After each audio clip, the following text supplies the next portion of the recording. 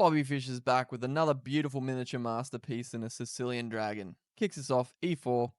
They play the Sicilian defense. We get our pieces out and we go into a Sicilian dragon. We get our bishop up. They get theirs fianchettoed. And we play f3. Nice move. Reinforcing the center because we don't have the pawn here anymore. And just stopping both their knight and bishop from coming to the square. They bring their knight up. We bring our queen up, getting closer to connecting the rooks. Also, we can trade off their dragon bishop, potentially, is a positional option to weaken the dark squares around their king if they castle. They bring their bishop up. There's not really anywhere else they can go. All these squares are controlled. And they don't really want to trade their bishop for our knight and also ruin their pawn structure at the same time. This is an unacceptable pawn structure here. We get our bishop to a good square. They X-ray attack our bishop with their rook. So we prophylactically get it out of the way so it's not hanging if this knight moved. Queen comes in. They're trying to attack us over this way. And we castle into it. Bobby Fischer ain't afraid. They improve their knight, getting it out of the way, opening up lines this way, opening up the bishop. Fischer grabs some space on the queen side. Knight jumps in. We snap the knight, happily trading it off for our bishop because it's just in too dangerous of a position. Rook comes in. We start improving our pieces. So first off, we bring our knight here to hit their queen. To force them back to improve our bishop. That's not doing very much here. Tying up their position. Now there's knights in a pin. They improve their bishop.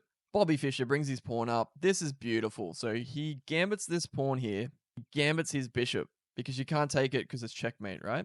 So he uses tactics to improve his position. He improves his bishop and forces their queen back. One takeaway from this game. This is it. Queen slides to the side. Defends the bishop. Hits the rook. They get the bishop out of the way to defend it. And Fischer ain't done. He smells blood. He sacks the rook. You got to take with the king here because if you take with the knight, then this bishop drops because it's pinned. And it'll be 2 pieces for a rook. And that's going to be winning for white. So instead, king takes, which was Fischer's plan all along. He gets his knight closer to the attack, clamping down on the c7 square. Knight and bishop teaming up, similar to like Jabava London sort of styles. This knight and bishop kind of team up on the square. The queen moves up. Slide our rook in. He's sleeping over here. Come on, mate. Come join the attack. King goes back. We jump our knight in. Black has to give up the queen here, which is the best move. Because if you just move your king over, check, after knight blocks, whether you take with the knight or the rook, either way, the queen's going to take. Something like this. White's completely winning. So they take with the queen. We take with the bishop.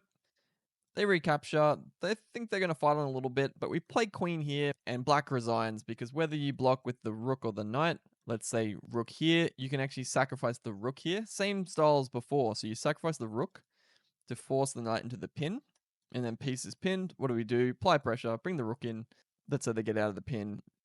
They won't go this way because it's checkmate. We're going to be up for the queen for the rook after something like they're not going to get checkmated when the queen comes in. They can slide over. On your Fischer.